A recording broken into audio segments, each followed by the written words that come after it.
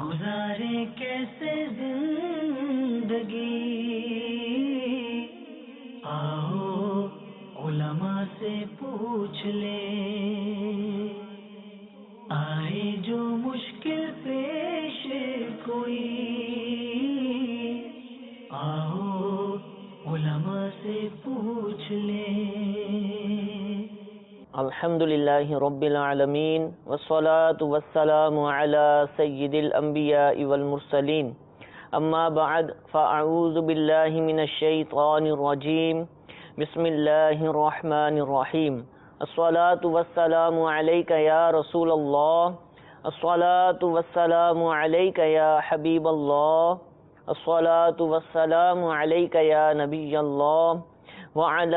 آلک واصحابک یا نور اللہ۔ پیارے اور محترم اسلامی بھائیوں، مدنی چینل کے ناظرین، دارالفتاء اہل سنت سلسلے میں ایک مرتبہ پھر مرحبا کہتے ہیں۔ حصول برکت کے لیے درود پاک کی فضیلت سنتے ہیں۔ چنانچہ امیر اہل سنت دامت برکاتہم العالیہ اپنے رسالے ضیاء درود و سلام میں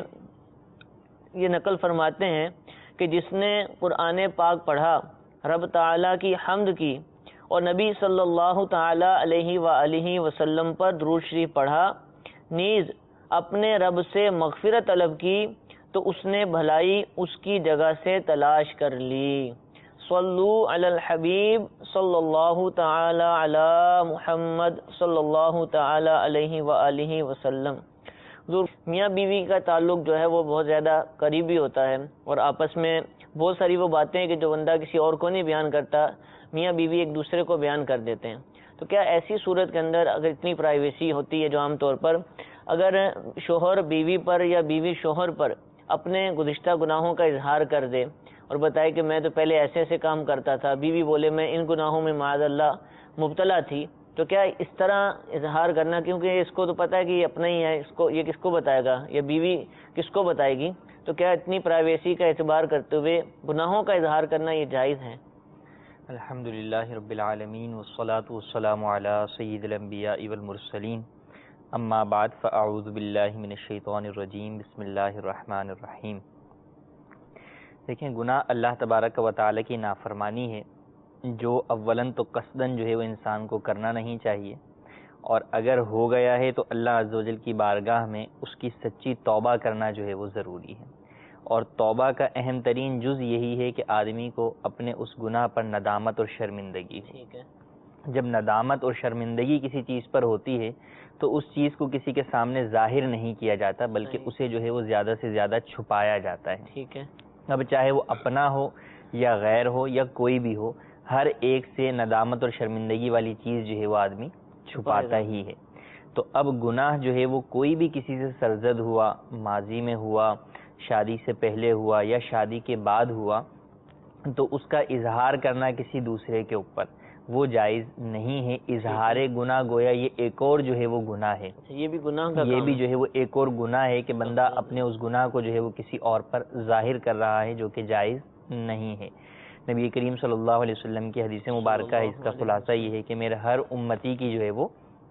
معافی ہے، مگر وہ جو کہ اعلانیہ گناہ کرتے ہیں۔ پھر فرمایا کہ جو چھپ کر گناہ کرے اور بعد میں اس کا اعلان کر دے تو وہ بھی اعلانیہ گناہ کرنے والے کی طرح ہی ہے۔ علماء نے یہاں تک جو ہے وہ خیال رکھا کہ نماز جو کہ قضا ہو جاتی ہے کسی شخص کی، اب جب وہ اس کی ادائیگی کرتا ہے، بعد میں نماز قضا ہو گئی، اب بعد میں اس کی ادائیگی کر رہا ہے، تو فرمایا کہ لوگوں کے سامنے ایسے اوقات کے اندر نماز نہ پڑھے جن اوقات میں نفل پڑھنا منع ہے، جیسے فجر کے بعد، یوں ہی جو ہے وہ عصر کی نماز کے بعد۔ کہ اب کیا ہوگا کہ یہ جب نماز پڑھے گا، یہ اپنی قضا نماز ادا کر رہا ہے، اگرچہ اس وقت میں قضا نماز پڑھنا جائز ہے، لیکن لوگوں کے سامنے اس لیے منع کر دیا کہ لوگ اس کو ٹوکیں گے کہ نفل نہ پڑھو۔ اب یہ لوگوں کو یہ بتانے کے لیے کہ میں نفل تو نہیں پڑھ رہا، میں تو قضا پڑھ رہا ہوں، اپنے قضا نماز جو اس کی ہوئی ہے اس کا اظہار کرے گا، جو کہ گناہ ہے، یا پھر جھوٹ بولے گا، یا جو ہے وہ جھوٹ بولے گا۔ تو دونوں ہی چیزوں کی اجازت نہیں ہے، تو اس لیے کہا گیا کہ ان اوقات میں اگر قضا نمازیں ادا کرنی ہے تو علیحدہ گھر میں جو ہے وہ ادا کرے۔ یوں ہی وطر کی نماز قضا ہوئی تو اب اس کی ادائیگی جو ہے جب کسی اور وقت کے اندر کر رہا ہے تو اب ایک وتر ہی ہے جس کے اندر تیسری رکعت کے اندر جو ہے وہ تکبیر قنوت کہی جاتی ہے اور اللہ اکبر جو کے لیے ہاتھ اٹھائے جاتے ہیں، تو اب کہا گیا کہ اس کے اندر ہاتھ نہ اٹھائے، فقط تکبیر قنوت جو ہے وہ کہہ لے، ہاتھ اٹھانا سنت ہے، تکبیر قنوت کہنا واجب ہے، تو واجب پر عمل کر لے، یہاں پر سنت کو اس لیے چھوڑ دے تاکہ اس کا گناہ جو ہے وہ کسی اور پر ظاہر نہ ہو اور یہ اپنی نماز جو ہے وہ یوں مکمل کر لے۔ تو نماز جیسی اہم ترین عبادت جس کی ادائیگی بندہ کر ہی رہا ہے کہ اپنے اس گناہ کی تلافی کر سکے، اس میں بھی اس بات کا خیال رکھا گیا کہ اس میں گناہ جو ہے وہ ظاہر نہ ہو۔ تو پھر اس کے علاوہ اور جو گناہ ہیں جو ہے وہ ایسے گناہ ہیں جن کا ذکر کرنا بھی آدمی دوسرے کے سامنے جو ہے وہ اچھا نہیں سمجھتا، اس کا کسی اپنے کے سامنے، چاہے وہ جو ہے وہ شوہر ہو یا بہن بھائی ہوں یا بہت ہی قریبی جو ہے وہ دوست ہیں، تو ان کے سامنے بیان کرنا، اور فی زمانہ تو لوگ اپنے گناہوں کو فخریہ جو ہے وہ بیان کرتے ہیں، تو یہ گناہ کے اوپر مزید جو ہے وہ جسارت کرنے والی بات ہے اور اللہ تبارک و تعالیٰ کے جو ہے وہ غضب کو ابھارنے والی جو ہے وہ بات ہے جس سے بچنا بے حد ضروری ہے۔ ایک تو ہوتا ہے نا کہ گناہ کیا اور پھر گناہ سمجھ کر بتا رہا ہے، ایک ویسے ہی اپنے غلط کام کو بتا رہا ہے اور اچھا سمجھ کر بتا رہا ہے، یہ تو اور بڑھ جائے گا۔ یہ اور زیادہ کہ اگر اس گناہ کے کام کو گناہ سمجھتے ہوئے کوئی بتا رہا ہے تو چلیں یہ ہے کہ اس کا یہ بتانا گناہ ہوگا، لیکن ندامت بظاہر تھوڑی بہت لگ رہی ہے، گناہ کو گناہ ہی نہیں سمجھ رہا، اس کو جو ہے وہ اچھا کام سمجھ رہا ہے، تو اگر کسی حرام قطعی کو جو ہے وہ حلال سمجھتا ہے، اچھا سمجھتا ہے، تو وہ تو انسان کو کفر کی طرف جو ہے وہ لے کے چلے جاتا ہے، اسلام سے خارج کر دیتا ہے۔ اب میاں بیوی کے معاملات کے اندر بسا اوقات جو ہے وہ بعض لوگوں کو یہ بلا وجہ کی جو ہے وہ یہ پریشانی ہوتی ہے کہ وہ ایک دوسرے کی جو ہے وہ زندگی جو سابقہ گزر چکی ہوتی ہے اسے جو ہے وہ کھنگالنے کی کوشش کرتے ہیں، یا تو خود اپنی بتا دیں گے کہ جناب میں نے جو ہے وہ یہ کیا، اب میں جو ہے وہ معافی مانگتا ہوں، توبہ کرتا ہوں اور آئندہ جو ہے وہ میں پاک باز زندگی تمہارے ساتھ گزاروں گا، اب تم بھی بتاؤ، بیوی کو بھی یہ کہا جائے، یا بیوی جو ہے وہ خود اپنے دل میں یہ فیل کرتی ہے کہ میں اگر شوہر کو اپنی سابقہ زندگی کے جرائم کے بارے میں نہیں بتاؤں گی تو میں جو ہے وہ اس کے ساتھ مخلص نہیں ہوں، تو ایسا ہرگز نہیں ہے، یہ دونوں فعل جو ہے وہ غلط ہیں۔ ٹھیک ہے، گناہ انسان نے کیا، اس کے اندر دو تعلق ہوتے ہیں، ایک حقوق اللہ کا تعلق ہوتا ہے، ایک حقوق العبد کا تعلق ہوتا ہے، بندے کا معاملہ ایک حق کے اعتبار سے اور ایک جو ہے وہ اللہ کا۔ تو جو گناہ زندگی سے شادی سے پہلے اس نے کیے ہیں، اگر ان میں حقوق العباد کا تعلق تھا بھی تو وہ شوہر کے حق کا تعلق اس کے ساتھ نہیں تھا، کہ جب وہ اس کا شوہر ہی نہیں تھا تو اس کا حق اس سے متعلق نہیں تھا۔ اب یا تو یہ ہوگا کہ کسی کی حق تلفی کی ہوگی اس گناہ کے ذریعے سے، تو اس سے معافی مانگنا ضروری ہوگا، یا یہ کہ اس میں حق تلفی نہیں ہوئی ہوگی تو اللہ کی نافرمانی ہوگی تو اللہ سے معافی مانگنا جو ہے وہ ضروری ہے، اللہ سے سچی توبہ کرنا ضروری ہے، تو اللہ سے سچی توبہ کر لے گا تو وہ گناہ جو ہے معاف ہو جائے گا۔ یوں ہی اگر جو ہے وہ شادی کے بعد بھی اگر کوئی ایسا معاملہ ہوا ہے تو اس کے اندر گناہ سے جو ہے وہ گناہ کا اظہار کرنے کی جو ہے وہ اجازت نہیں ہے، حتیٰ کہ واضح صریح گناہ اگر کسی نے کیا ہے اور جب اس سے کچھ پوچھا جائے تو اس میں یہاں تک اجازت دی گئی کہ جھوٹ بول کر اس سے انکار بھی کر سکتا ہے، جبکہ یہ ہو کہ میں نے اس گناہ سے جو ہے وہ باز آنا ہے، یہ نہیں کہ جھوٹ بولتا رہے اور دوسری طرف گناہ اپنے جو ہے وہ جاری رکھا جائے، چھپانے کے لیے جھوٹ بولتا رہے، یہ غلط ہوگا۔ ہاں یہ ہے کہ پکا کہ گناہ سرزد ہو گیا ہے، اب یہ مزید جو ہے وہ اس گناہ سے پختہ ارادہ ہے اس کا، اس بچنے کا، اب یہ چاہتا ہے کہ مزید میری بے عزتی نہ ہو، یا جو ہے وہ مزید میں اس جرم کے ارتکاب کی وجہ سے کہیں ایسا نہ ہو کہ اور زیادہ جو ہے وہ گناہوں کے دلدل میں پھنس جاتا ہوں، تو اب گناہ جو ہے وہ اس کو چھپانے کا حکم ہے کہ گناہ کا اظہار جو ہے وہ نہ کرے۔ یہاں جھوٹ جیسے عظیم گناہ کی بھی جو ہے وہ شریعت نے اجازت دے دی ایک مقصد کے تحت کہ ایک مسلمان کا جو ہے وہ گناہ جو ہے وہ چھپ جائے۔ تو اس بات کا خیال رکھنا ضرور، نہ ہی پوچھنا جائز ہے کسی سے کہ تم نے جو ہے وہ کون کون سے گناہ کیے ہیں مجھے بتاؤ اپنی سابقہ زندگی کے، اور نہ ہی بطور خود جو ہے وہ بتانا جائز ہے۔ تو پوچھنے والوں کو بھی جو ہے وہ اس معاملے کے اندر شرم و حیا بھی کرنی چاہیے کہ ایسی چیز ہی نہیں جس سے پوچھا جائے، اور شک ویسے ہی نہیں کرنا چاہیے کسی کے اوپر، اور جستجو سے تجسس سے بھی جو ہے وہ ہمیں منع کیا گیا کہ ولا تجسسو، ایک دوسرے کا تجسس جو ہے وہ نہ کرو۔ تو جو ہے حسن ظن جو ہے وہ ہم رکھیں اپنی زوجہ کے ساتھ، یا جو ہے وہ اپنے دیگر جو بھی لواحقین ہیں رشتہ دار ہیں ان کے ساتھ حسن ظن کے معاملات پر تعلقات استوار رکھے جائیں۔ ٹھیک ہے۔ اچھا حضور، کسی کو ترغیب دلانے کے لیے گناہ کا اظہار، جیسے کوئی مدنی ماحول سے وابستہ ہوتا ہے یا کوئی نیک کام کرنا شروع کرتا ہے، دیکھو اب میں یہ نیک کام کر رہا ہوں، پہلے میں ایسا ہوتا تھا، تم بھی یہ کرنا شروع کر دو، تو اب بظاہر وہ ترغیب دلا رہا ہے لیکن ساتھ ہی ساتھ گناہ کا بھی اظہار کر رہا ہے اپنا، تو کیا اس کی اجازت دی جائے گی؟ بعض صورتوں کے اندر جیسے اللہ تبارک و تعالیٰ سے دعا بندہ مانگ رہا ہے، ٹھیک ہے، یا اللہ میں نے جو ہے وہ یہ گناہ کیے ہیں، ٹھیک ہے، تو اب یہاں پر اظہار رب کے بارگاہ میں کر رہا ہے تو یہ جائز ہے۔ یوں ہی عمومی طور پر جنرل طور پر گناہوں کا اظہار، فحاشی اور یعنی والے گناہ نہیں، ایسے گناہ کے جن کا ایک عمومی جنرل کہ میں جو ہے وہ دین سے جو ہے وہ دور تھا، میں جو ہے وہ پہلے کھیلوں میں مصروف تھا، اب دین سے جو ہے وہ دور تھا، جی مطلقاً یوں اظہار کر کے، اور پھر جو ہے وہ مقصود اس سے یہ ہے کہ دیکھیں میں نے جو ہے وہ فلاں ماحول جو ہے وہ اختیار کیا، یا میں نے جو ہے وہ فلاں کتاب پڑھی، یا جو ہے فلاں قافلے میں گیا تو میں اس کی برکت سے جو ہے وہ ان گناہوں سے بچ گیا. تو اس کے ذریعے مقصود حقیقتاً دل میں یہ رکھے، یہ نہیں کہ اپنے ان گناہوں کے اوپر جو ہے وہ فخریہ جو ہے وہ بتانا مقصود ہو، تو وہ تو ہرگز جائز نہ ہوگا. مقصود یہ کہ اس کے ذریعے سے بتانا لوگوں کو یہ مقصود ہے کہ میں پہلے کیسے تھا، اور دین کی اس دینی تحریک دعوت اسلامی کے قافلے میں شریک ہو کر، اجتماع میں شریک ہو کر میں نے جو ہے وہ ان چیزوں سے جو ہے وہ بیزاری اختیار کر لی ہے. آپ بھی ان چیزوں کو جو ہے وہ اختیار کر کے ان گناہوں سے بچ سکتے ہیں. اس مقصد کے تحت اگر بیان کرتے ہیں تو وہ جائز ہے، اس کی علماء نے اجازت دی ہے. کا نام وہاں پر بھی نہ لیا جائے.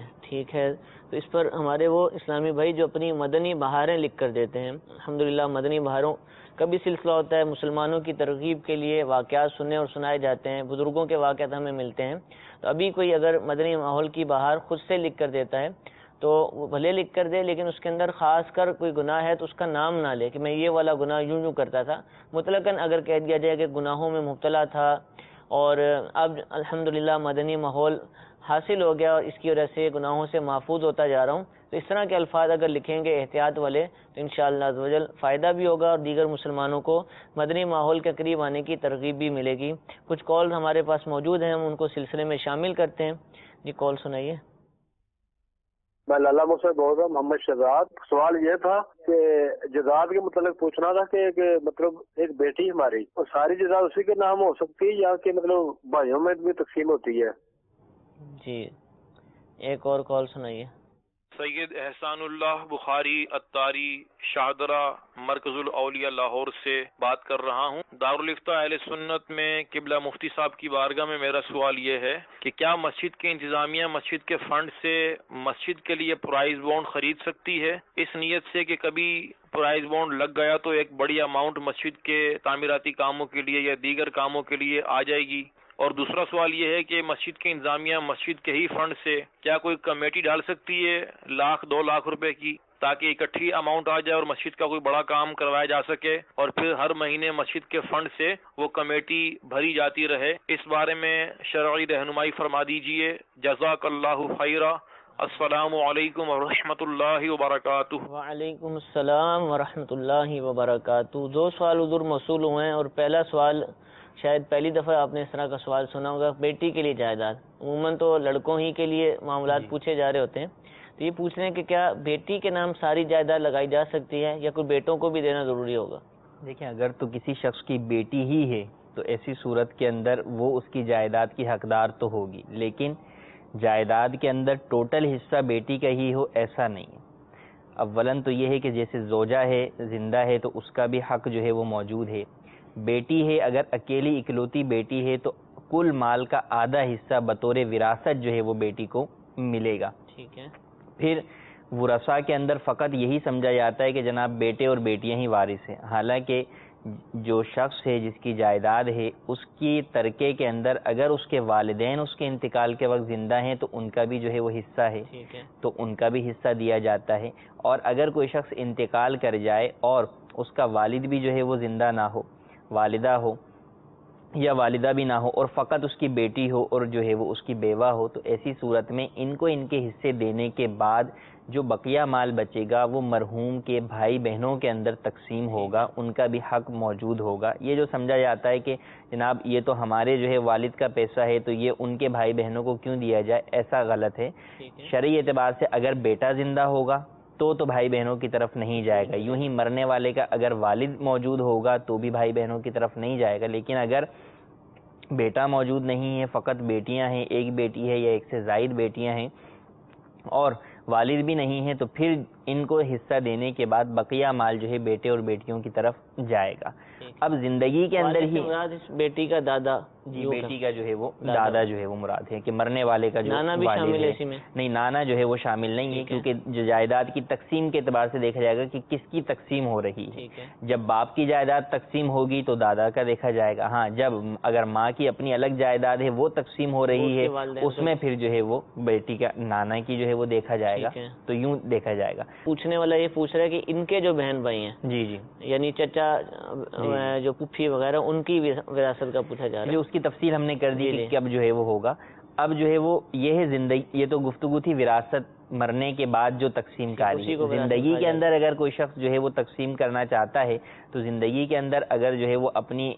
بیٹی کو ہی جو ہے وہ ساری جائیداد جو ہے وہ دے دیتا ہے اور اس کے اوپر اس کا قبضہ بھی جو ہے وہ دلا دیتا ہے تو ایسی صورت میں اس کا قبضہ ہو جائے گا اور یہ جائز ہوگا، اس کے اندر یہ گناہگار جو ہے وہ نہیں ہوگا۔ ہاں یہ ہے کہ دیگر ورثاء کو محروم کرنے کی نیت نہ ہو، دیگر ورثاء کو بھی کوئی دوسری چیز دے دے، کوئی ان کے لیے بھی کچھ جو ہے وہ انتظام کر جائے، ان کی زندگی میں ہی ان کو کچھ دے دیا جائے اور کچھ ایک بڑا حصہ جو ہے وہ بیٹی کو ان کی زندگی میں دے دیا جائے۔ اگر نہیں بھی دیا جائے گا تو وراثت کے بعد،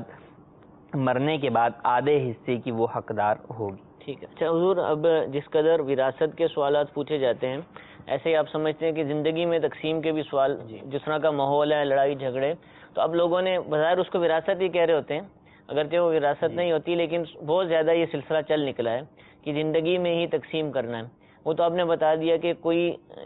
کسی کو کتنا مرضی دے تو اس کی مرضی ہے۔ قبضے کا لفظ استعمال کیا، تو قبضہ کیسے ہوگا، یعنی کیا کرے گا؟ دیکھیں، زندگی کے اندر تقسیم والدین چاہتے ہیں کہ ہم تقسیم کر دیں تاکہ بعد میں ہماری اولاد جو ہے وہ آپس میں لڑے نہ۔ اولاً تو یہ ہے کہ اس میں بعض اوقات تو فقط وصیت کی جاتی ہے کہ جناب وہ وصیت نامہ تیار کر دیتے ہیں کہ جناب اس کو اتنا ملے، اس کو اتنا ملے، اس کو اتنا ملے۔ تو یہ بات جاننا ضروری ہے کہ وصیت وارث کے لیے جائز نہیں ہے، وصیت تو غیر وارث کے لیے ہے۔ وارث کے لیے تو وصیت کریں یا نہ کریں، اسے ویسے ہی جو ہے قرآن و حدیث جو ہے وہ اسے حصہ دے رہا ہے، اللہ تبارک و تعالیٰ قرآن پاک میں اس کے لیے حصہ بیان کر رہے ہیں، تو اسے تو وہ حصہ ملنا ہی ہے، تو اس کے لیے جائز نہیں ہے۔ ہاں ورثاء کے لیے اگر کسی نے وصیت کی تو دو صورتیں ہیں، جو وصیت وراثت کے حصوں کے مطابق ہی ہوئی ہے، یعنی اس نے پہلے ہی پوچھ لیا کہ میرے انتقال کے بعد جو ہے وہ کس کو کتنا حصہ ملے گا، اس نے اسی اعتبار سے وصیت کر دی،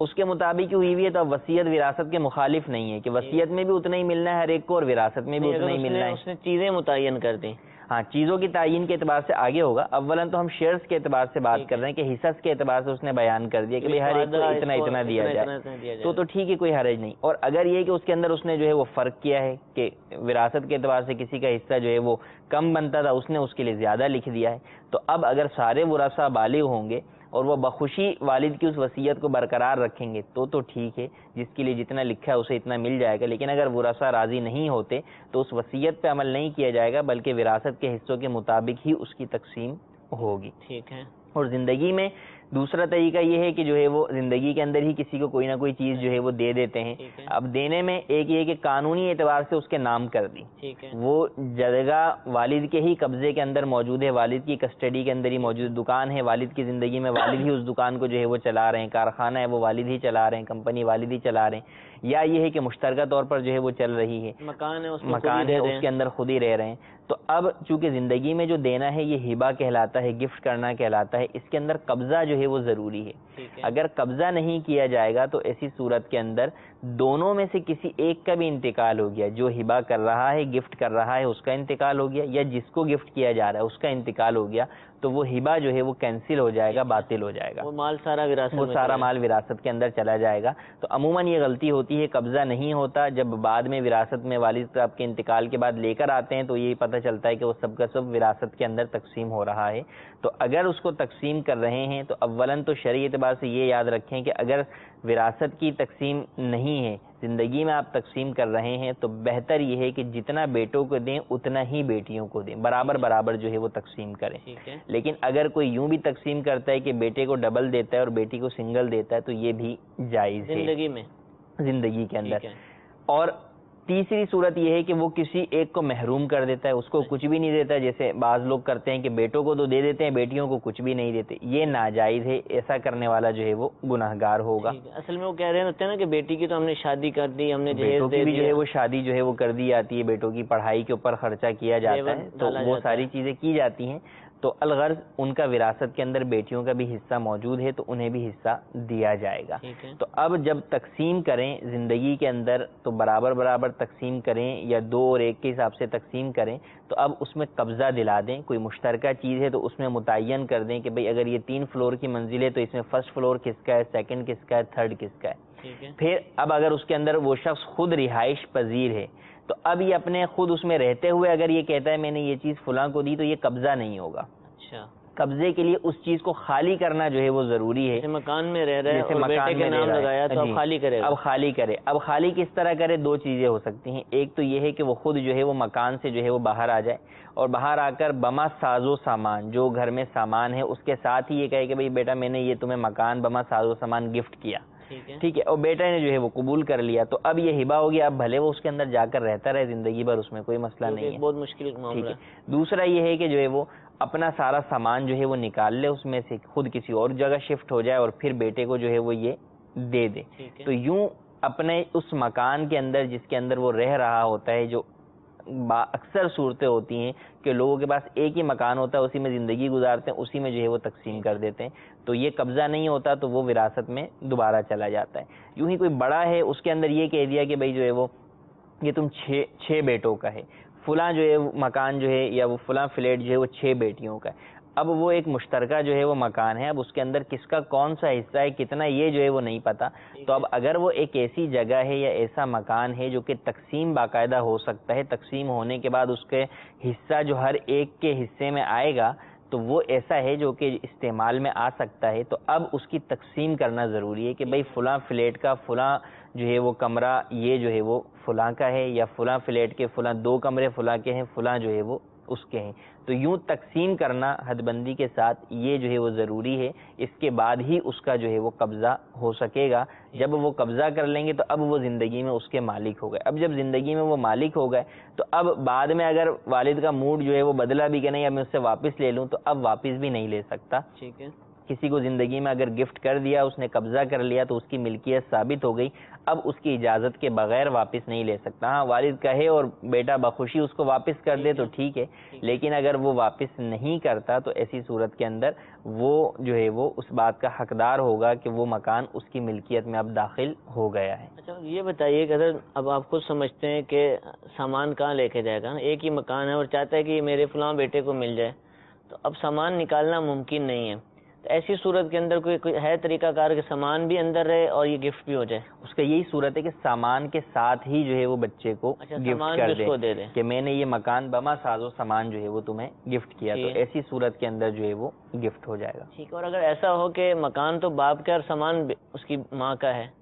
یعنی اس کی بیوی کا سامان ہے, تو اب چل جائے گا معاملہ کہ اگر جو ہے وہ اس کا باپ کا سامان ہی نہیں ہے, ماں کا ہوتا ہے, ہاں تو ایسی صورت کے اندر جو ہے وہ حرج نہیں ہوگا. پھر یہ بھلے ہبہ کرتا رہے تو اس کو ہبہ کی اجازت مل جائے گی. لیکن اخلاقی طور پر تو اب یہ نہیں کہنا کہ یہ میرا اب آ چکا ہے, اب آپ یہاں سے چلے جائیں. دیکھیں اصل یہ ہوتا ہے کہ زندگی میں تقسیم کا بہت سارے والدین تو یوں مجبور ہوتے ہیں کہ اولاد اپنا حق سمجھتے ہوئے ان سے مطالبہ کرتے ہیں میرا حصہ مجھے دیں. تو اولاً تو ان ناخلف اولادوں کو یہی سوچنا چاہیے کہ زندگی کے اندر تو ہر شخص اپنے مال کا مالک ہے. ٹھیک ہے, تو زندگی میں تو مطالبہ ہی جو ہے وہ درست نہیں ہے, زبردستی مطالبہ تو جائز ہی نہیں ہے. وجہ یہ ہے کہ اگر اس بنیاد پر مطالبہ کیا جا رہا ہے کہ والد کے مرنے کے بعد جو ہے وہ میرا حصہ ہے لہٰذا مجھے دو, تو یہ بات بھی یاد رکھنی چاہیے کہ اولاد اگر مر جائے اور والد زندہ ہو تو والد کا بھی حصہ ہوتا ہے. تو اس طرح تو والد بھی کھڑے ہو کر کہے کہ چلو اپنی جائیداد میں سے تم مجھے بھی حصہ جو ہے وہ دے دو. تو اس کا کسی کا ذہن میں بھی نہیں ہوتا اور لوگ یہ سمجھتے بھی نہیں کہ والد جو ہے وارث ہو سکتا ہے یا نہیں ہو سکتا, حالانکہ والدین وارث ہیں اور قرآن پاک نے ان کو جو ہے وارث بنایا ہے. وَلِأَبَوَيْهِ لِكُلِّ وَاحِدٍ مِّنْهُمَا السُّدُسُ, قرآن پاک میں اللہ نے فرمایا کہ ان والدین میں سے ہر ایک کے لیے چھٹا حصہ ہے, تو ان کا حصہ ثابت ہے. تو جس طرح آپ اگر اس بنیاد پر تقاضا کر رہے ہیں, مطالبہ کر رہے ہیں کہ آپ وارث بنیں گے, اولاً تو وارث بننا آپ کا متعین نہیں ہے, کیونکہ وارث تو وہ بنتا ہے وارث تو وہ بنتا ہے جو کہ انتقال کے وقت جو ہے وہ زندہ ہو. لیکن اگر آپ ہی والد صاحب کے انتقال سے پہلے انتقال کر گئے تو آپ وارث ہی نہیں بنیں گے, والد آپ کا وارث بن جائے گا. تو والدین سے مطالبہ کرنا ہی جو ہے وہ جائز نہیں ہے. جو زبردستی مطالبہ کرتے ہیں سخت گناہگار ہیں, اور والدین اگر جو ہے وہ اولاد کو دے بھی دیں تو بھی ان کو یہی چاہیے کہ وہ اس بات کا خیال رکھیں اور احساس کریں کہ والدین کو اس بات کا احساس نہ ہونے دیں ان کی زندگی میں کہ اب ہمارے پاس کچھ نہیں ہے اور ہم ان کے در پر پڑے ہوئے ہیں، بلکہ ہمیشہ خود جو ہے وہ ان کی خدمت گیری کر کے ہی جنت کماتا ہے۔ دور ایسا آ گیا، آج ہی میں ایک مکینک کی دکان پر تھا، وہاں ایک اور شخص جو ہے نا اپنی موٹر سائیکل ٹھیک کروا رہا تھا، تو اس موٹر سائیکل والے سے پیسے طے کر رہا تھا، شاید وہ پہلے بھی کام کروایا تو صحیح نہیں ہوا نا، تو وہ یہ کہہ رہا تھا بھائی میں اب پیسے نہیں دوں گا، میرا بیٹا جو مجھے پیسے دیتا ہے مجھے اس کا حساب دینا اس کو، کل اس نے مجھے 1000 روپیہ دیا تھا اور پوچھ رہا ہے کہ تم نے 1000 روپیہ کہاں خرچ کیا ہے۔ تو یہ دن آ گئے ہیں کہ وہ باپ کی جو ساری عمر شاید اس کو کما کر کھلاتا ہوگا اور آج اس باپ کو 1-1 روپے کا حساب دینا پڑتا ہے بیٹے کو، تو اس طرح نہیں ہونا چاہیے، اپنے والدین کی خدمت کو سعادت سمجھنا چاہیے۔ تو حضور یہ بتائیے کہ زندگی میں اس نے تقسیم تو نہیں کیا، اس نے وراثت کی وصیت کی، اور آپ نے فرمایا کہ اگر وصیت حصوں کے مطابق ہی ہے پھر تو ٹھیک ہے، لیکن اس نے تعین کر دیا کہ میرے مرنے کے بعد جو نا یہ مکان اس کو ملے گا، یہ اس کو ملے گا، وہ اس کو ملے گا، تو یہ تعین شریعت میں معتبر ہے کہ نہیں؟ تعین کے اندر یہی ہے کہ قیمتوں کا جو ہے وہ فرق آ جائے گا تعین کے اگر ایک ہی اندر، طرح کے ہیں جیسے ہوتے ہیں بعض دفعہ ایک ہی طرح کے پورشن بنے ہوئے ہیں، اب اس کے اندر جو ہے وہ دیکھا جائے گا کہ اب اس کی وجہ سے کیا کوئی فرق ہے، کیونکہ ایک یہ ہے کہ جس وقت اس نے تعین کیا قیمت وہی تھی، لیکن جب وراثت کی تقسیم کا معاملہ آیا تو اب جو ہے وہ اس کی قیمتوں کے اندر جو ہے وہ اختلاف ہے، تو قیمتوں کے اختلاف کی وجہ سے ورثاء کو یہ حق حاصل ہوگا کہ اولاد کے حصے متعین کر دیے، یہ فلیٹ اور ماں کا کچھ بولا ہی نہیں اس نے، یعنی اپنی بیوی کا، زوجہ کا جو ہے وہ حالانکہ زوجہ کا بھی حصہ بنتا ہے، والدین اگر زندہ ہیں ان کا بھی، تو جہاں بھی وراثت کے اعتبار سے حصوں میں کہیں بھی کمی آ رہی ہوگی یا جو ہے وہ شرعی اصولوں کی خلاف ورزی ہو رہی ہوگی تو وہاں پر سارے ورثاء کی رضامندی سے ہی وہ چیز نافذ ہو سکے گی، ورنہ نافذ نہیں ہوگی، اور ورثاء کی رضامندی بھی وہ جب کہ وہ بالغ ہوں، اگر کوئی نابالغ ہیں تو اس کی رضامندی اور عدم رضامندی دونوں میں سے کسی چیز کا اعتبار نہیں۔ ٹھیک ہے میٹھے میٹھے اسلام بھائی، آپ نے ایک سوال کے ضمن میں الحمدللہ بہت ساری باتیں سننی ہوں گی اور ابھی بہت ساری باتیں کرنے کے لیے باقی ہیں۔ وراثت مسئلہ ہی ایسا ہے کہ اس سے متعلق کثیر احکام جو ہے شریعت نے بیان فرمائے اور علماء کرام اس کو بیان بھی کرتے ہیں، تو جب بھی کسی گھر کے اندر وراثت وغیرہ کے معاملات ہوں، پہلی بات تو یہ ہے کہ جب بھی کسی کا انتقال ہو تو اگر اس کے کوئی نہ کوئی مال موجود ہے تو اس کی وراثت بنے گی، اس کے کوئی نہ کوئی ورثہ ہوں گے۔ عموماً دیکھا گیا کہ اس وقت اس کی تقسیم نہیں کی جاتی، یہاں تک کہ نسلیں گزر جاتی ہیں، اولاد جوان ہوئی، انہوں نے کمایا، وہ مر گئے، ان کے پوتے آ گئے، پھر جا کر وراثت تقسیم کرنے کا ذہن بنتا ہے، تو ایسا نہ کیا جائے، فوری طور پر کسی مفتی صاحب سے رجوع کیا جائے۔ دارالفتاء اہل سنت آپ کے سامنے موجود ہیں، یہاں آپ تشریف لے کر آئیے، رابطہ کیجئے اور جو علماء کرام بیان فرمائیں، جو طریقہ کار شریعت کے مطابق بیان کریں، اس کے مطابق ہی اپنے جو مال ہے اپنے والد کا یا اپنے مورث کا جو بھی مال ہے اس کو تقسیم کیجئے۔ اگر آپ زندگی میں تقسیم کرنا چاہتے ہیں، آپ اپنے مال کے مالک ہیں، آپ اس کو تقسیم کر سکتے ہیں، لیکن پھر بھی تقسیم کرنے سے پہلے صحیح طریقہ کار کیا ہے، کن باتوں کا لحاظ رکھنا ضروری ہے، کیسے یہ میری تقسیم کرنا درست ہو جائے گا، کیسے ہبہ مکمل ہو جائے گا، اس کے لیے علماء کرام سے ضرور رابطہ کیجئے۔ یہ نہ ہو کہ جو آپ کرنے جا رہے ہیں وہ آپ کو کسی گناہ کے اندر مبتلا نہ کر دے۔ اللہ تعالیٰ ہم سب کو علم دین سیکھنے، اس پر عمل کرنے کی توفیق عطا فرمائے۔ وراثت سے متعلق دارالفتاء اہل سنت مجلس افتاء کی جانب سے ایک بہت ہی پیاری کتاب مال وراثت میں خیانت نہ کیجیے، الحمدللہ یہ کتاب مکتبۃ المدینہ سے شائع ہو چکی ہے، اس کتاب کو ضرور حاصل کیجیے، انشاءاللہ بہت ساری باتیں سیکھنے کا موقع ملے گا۔ دوسرا سوال احسان اللہ بخاری بھائی شاہدارہ لاہور سے ہم سے پوچھ رہے ہیں کہ مسجد کی انتظامیہ کے پاس چندہ جمع ہوتا ہے اور چندہ آپ بھی سمجھتے ہیں کہ ہر جمعہ یا جس دن بھی مخصوص ہے تھوڑا تھوڑا ہوتا ہے، اب اگر ان کو کوئی بڑا کام کروانا ہے، بڑی رقم چاہیے، تو اس کا طریقہ یہ ایک بیان کر رہے ہیں کہ اگر اس کی کمیٹی ڈال دی جائے،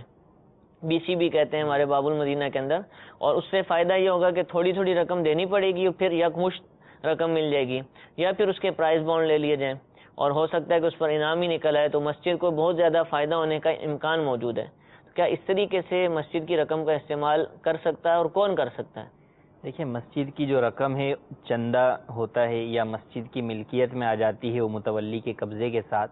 تو اب اس کا جو عرفاً جو اس کا استعمال ہے، جو معروف مسجد کے اخراجات ہیں انہی میں وہ استعمال ہو سکتا ہے۔ کاروبار کے اندر جو ہے وہ لگا دینا اس کی اجازت نہیں ہے. یوں ہی پرائز بانڈ خرید لینا اس کی بھی اجازت نہیں ہے. اگرچہ بظاہر نفع نظر آ رہا ہے کہ ہو سکتا ہے نفع ہو جائے اور نفع نہیں ہوگا تو نقصان نہیں ہوگا، لیکن چونکہ کوئی بھی دینے والا اس نیت سے نہیں دیتا کہ آپ اس کو ان کاموں کے اندر استعمال کریں، بلکہ مسجد کے معروف اخراجات میں استعمال کرنے کے لیے دیتے ہیں تو انہی میں استعمال کر سکتے ہیں. اس سے ڈالر خرید لینا کہ جناب کل کو ریٹ جو ہے وہ بڑھ جائیں گے، اس کی اجازت نہیں. یوں ہی پرائز بانڈ خریدنے کی بھی اجازت نہیں ہے. دوسرا یہ کہ مسجد کا کوئی کام کروانا ہے، اب اس کے لیے اماؤنٹ چاہیے تو بی سی جو ہے وہ ڈالنا. تو بی سی کے دیکھیں دو پہلو ہیں. ایک تو یہ ہے کہ آپ جو ہے وہ قرض دیتے ہیں بی سی میں، بی سی کی بنیاد ہی جو ہے وہ قرض کے اوپر ہوتی ہے کہ اولاً آپ جو ہے وہ قرض دیتے ہیں، جو آپ جو ہے وہ جمع کرواتے ہیں کسی نہ کسی کے پاس. اب جس کی بی سی نکلتی ہے تو وہ شخص جو ہے وہ دوسروں کا مقروض ہو جاتا ہے. تو دو پہلو ہیں کہ ایک قرض دینا اور دوسرا جو ہے وہ قرض لینا. جب بی سی کھلتی ہے تو گویا آپ قرض لیتے ہیں. مال مسجد سے جو ہے وہ آپ قرض کسی کو نہیں دے سکتے، اس کی اجازت نہیں ہے. ہاں مسجد کو اگر حاجت ہے، ضرورت ہے اور مسجد کے پاس پیسے نہیں ہیں تو آپ مسجد کے لیے قرض لے سکتے ہیں اور پہلے نمبر کی ڈلوا لی جائے. ہاں تو یہی ہے کہ اس میں بی سی جو ہے وہ پہلے نمبر کی ہوگی اگر تو اجازت ہوگی کہ اس میں آپ جو ہے وہ قرض دے نہیں رہے، فقط لے رہے ہیں تو اس کی اجازت ہے. اور اگر یہ ہے کہ نہیں جناب پہلے نمبر کی بی سی دوسری تیسرے نمبر کی یا بعد کی ہے تو اولاً اس میں آپ کو قرض دینا پڑے گا مسجد کے چندے سے، اس کی اجازت نہیں ہے. بی سی لے کر بھاگنے والے بھی موجود ہیں. جی، اور پھر اس بات کا بھی خیال رکھنا ضروری ہے کہ کس کام کے لیے جو ہے وہ یہ کیا جا رہا ہے. یعنی مسجد کا چندہ جو استعمال کرنا ہے مسجد کے ضروری کاموں کے لیے، فقط زیب و زینت کے لیے، آرائش و زیبائش کے لیے جو ہے وہ خرچ اس کو نہ کیا جائے، جو کہ مسجد کا جو پیسہ ہے وہ مسجد کے معروف اور ضروری کاموں میں ہی خرچ کیا جانا چاہیے. ٹھیک ہے. اور اس کے حوالے سے بھی علماء سے ہی رابطہ کیا جائے. اس میں اولاً جو ہے آپ جو بھی کام کرنے چاہ رہے ہیں جو اس طرح کا بڑا کام ہوتا ہے تو اب یہاں تو یہ ہے کہ 4 پیسے مسجد کے اندر جمع ہوئے تو چلے جناب یہ والا ڈیزائن لگا دیں مسجد کے اندر، پرانا جو ہے وہ ہٹوا دیں، یہ والے جو ہے پنکھے اچھے نہیں لگ رہے دوسرے پنکھے جو ہے وہ لگوا دیں. تو یہ معاملات جو ہو رہے ہوتے ہیں اور اس کی ہرگز اجازت نہیں ہے. اولاً تو جو پہلا مال ہوتا ہے وہ قابل احترام ہے، مسجد کا مال ہے، مال وقف ہے، اس کا ہی خیال رکھنا ضروری ہے. چاہے جائے کہ نیا لگوا کر اسے جو ہے وہ آپ بیچ دیں یا اسے جو ہے وہ آپ کوڑے میں پھینک دیں. میں اپنے پیسے خرچ کر رہا ہوں یا کوئی پارٹی آ کر شخصیت آ کر کہتی ہے میں دے رہا ہوں نا، چندہ اس سے تو نہیں لے رہے، الگ سے میں دے رہا ہوں، تو کیا اب بھی وہ مسجد کے اندر تبدیلی کرنے کی اجازت ہے؟ اس میں یہی ہے کہ جو پہلے لگا ہوا ہے وہ تو چندے کا ہی لگا ہوا ہے، اس کو اکھاڑنے کی اجازت تو وہ شخصیت یا وہ پارٹی نہیں دے سکتی، وہ تو اپنا ہی دے رہا ہے. تو جو پہلے لوگوں کا لگا ہوا ہے انہوں نے ثواب کی نیت سے لگوایا ہے وہ تو سارا ختم ہو جائے گا، تو اس کی بھی اجازت نہیں. ٹھیک ہے، جزاک اللہ. حضور گناہ سے متعلق ہمارا سلسلہ تھا لیکن کالز کی وجہ سے کچھ اور رخ اختیار کر گیا. یہ ارشاد فرمائیے کہ اگر شوہر وہ بیوی کو کہتا ہے کہ تم فلاں گناہ کر لو، کوئی مسئلہ نہیں، میں ذمہ دار ہوں، یا اسی طرح کوئی اور بڑا آدمی اپنے ماتحت کو کہتا ہے کہ گناہ کرو اور گناہ کی ترغیب دلائے تو ذمہ داری اپنے اوپر لے لے، تو کیا اس طرح کرنے سے گناہ معاف ہو جائے گا اور وہ ذمہ داری لینے کا اہل ہے کہ کسی گناہ کی ذمہ داری لے لے؟ دیکھیں گناہ کی ترغیب دلانا تو خود جو ہے وہ گناہ ہے. یعنی ایک ہے گناہ کرنا، ایک یہ ہے کہ جو ہے وہ گناہ کی ترغیب دلانا. پھر ترغیب دلانے سے اگر وہ اس گناہ کو جاری رکھتا ہے تو یہ گناہ جاریہ اس کے جو ہے وہ کھاتے کے اندر چلتا رہے گا. تو گناہ کی ترغیب گناہ جاریہ کی بھی صورت جو ہے وہ بن سکتی ہے. صدقہ جاریہ کا تو ہم لفظ سنتے رہتے ہیں کہ وہ صدقہ جو کہ جس کا ثواب بعد میں بھی ملتا رہے، یعنی ایک کام کیا اور چل رہا ہے، وہ چل رہا ہے، مسجد میں پیسے لگا دیے. تو یوں ہی گناہ جاریہ بھی بعض لوگ کے ہوتے ہیں کہ انہوں نے کسی کو کسی غلط لائن کے اوپر جو ہے وہ لگا دیا، اب وہ آگے گناہ کر رہا ہے اور چونکہ لگانے والا یہ تھا تو اس کا بھی گناہ کا میٹر جو ہے وہ جاری ہے. تو گناہ جاریہ سے بچنا بھی ضروری ہے اور عام گناہ سے بچنا بھی جو ہے وہ ضروری ہے. اب یہ جملہ کہنا کہ جو ہے وہ تم گناہ کر لو، میں اس کا جو ہے وہ ذمہ دار ہوں یا اس کو یہ میرے اوپر ہے، تو دیکھیں اولاً تو یہ ہے کہ ثواب تو آپ کسی کو جو ہے وہ ایصال کر سکتے ہیں، لیکن یہ نہیں ہو سکتا کہ آپ کسی کا گناہ جو ہے وہ خود لے لیں. ولا تزر وازرۃ وزر اخری، قرآن میں فرمایا گیا کہ کوئی بوجھ اٹھانے والی جان جو ہے وہ کسی دوسرے کا بوجھ نہیں اٹھائے گی. آج دنیا میں تو یہ شخص کہنے والا کہہ رہا ہے لیکن کل قیامت کے اندر یہ ہرگز اس بات کا جو ہے وہ اقرار نہیں کرے گا کہ نہیں اس کا گناہ جو ہے وہ مجھے دے دیا جائے. وہاں تو ہر ایک شخص جو ہے وہ اپنا گناہ دوسرے کو ہی دینے کے لیے جو ہے وہ کھڑا ہوا ہوگا. ٹھیک ہے. تو اب یہ جملہ کہنا اگر تو گناہ کو ہلکا جان کر ہے یا اللہ تبارک و تعالیٰ کے عذاب کو معاذ اللہ ہلکا جان کرے کہ اس کا جو عذاب ہوگا وہ میں دیکھ لوں گا، تم یہ گناہ کر لو، تو اس کے کہنے کی وجہ سے سامنے والے کے لیے گناہ کرنے کی تو اجازت کسی بھی صورت میں نہیں ہوگی. اولاً تو یہ بات ذہن میں رکھی جائے کہ کوئی یہ سوچے کہ جناب میرے شوہر نے جو ہے وہ کہا ہے، بیوی یہ کہے یا ماتحت کہے کہ جناب سیٹ نے کہا ہے، شاگرد کہے مجھے استاد نے کہا ہے، بھائی وہ کہہ رہا ہے، وہ گناہ ذمہ لے رہا ہے، میں کر دیتا ہوں، تو اس کے لیے کرنے کی اجازت نہیں ہوگی، یہ گناہ گار ہی ہوگا۔ اور وہ اگر گناہ کو ہلکا لیتا ہے، اللہ کے عذاب کو ہلکا لیتا ہے، تو یہ تو انسان کو دائرہ اسلام سے خارج کرنے والی چیز ہے کہ اللہ تبارک و تعالیٰ کے عذاب کو ہلکا جاننا یہ کفر ہے، انسان کو دائرہ اسلام سے خارج کر دیتی ہے۔ اور اگر واقعی کوئی شخص جو ہے وہ اللہ تبارک و تعالیٰ کے گناہ کو جو ہے وہ اللہ کے گناہ کو ہلکا نہیں سمجھتا، اللہ کے عذاب کو جو ہے وہ ہلکا نہیں سمجھتا، وہ اپنی جگہ اس کو احساس ہے، لیکن ویسے ہی جو ہے وہ اسے کہتا ہے کہ بھئی تم یہ کر لو، اس کا جو بھی گناہ ہوگا تو وہ چونکہ میں تمہیں جو ہے وہ ترغیب دلا رہا ہوں تو وہ گناہ مجھے ملے گا، تمہیں تو نہیں ملے گا، اس طور پر کہہ رہا ہے، تو اس طور پر کہنا اس کا سخت جو ہے وہ گناہ گار ہوگا، یہ کہ یہ اپنے ذمے جو ہے وہ جرت کے طور پر جو ہے وہ گناہ اوڑھ رہا ہے کہ ٹھیک ہے میں جو ہے وہ گناہ لے لیتا ہوں،